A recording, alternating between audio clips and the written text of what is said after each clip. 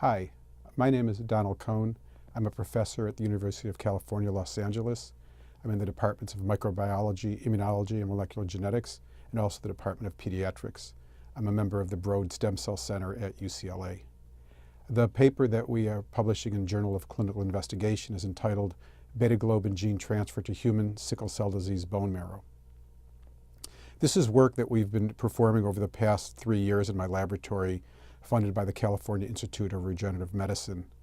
It's basically a series of preclinical studies to establish whether a lentiviral vector can correct the defect in blood cells from patients with sickle cell disease.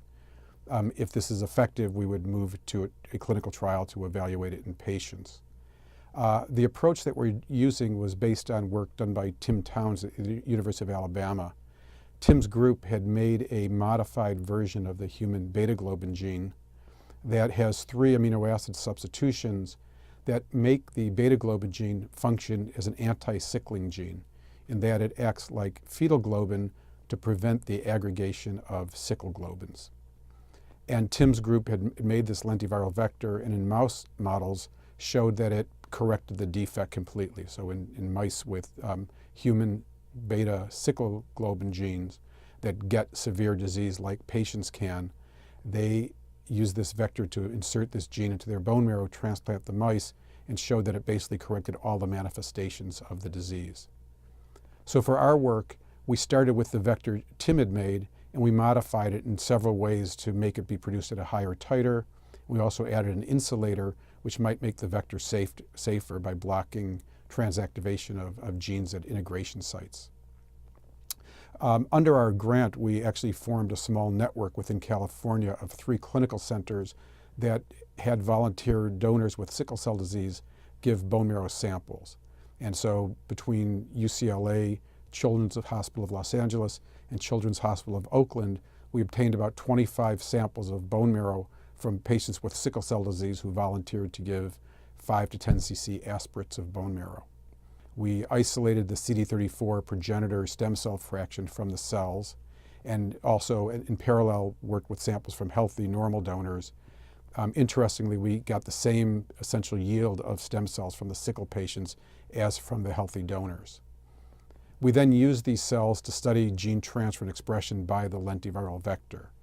And we showed that the vector would transfer the gene into somewhere between 30 to 50% of the progenitor cells measured in colony-forming assay.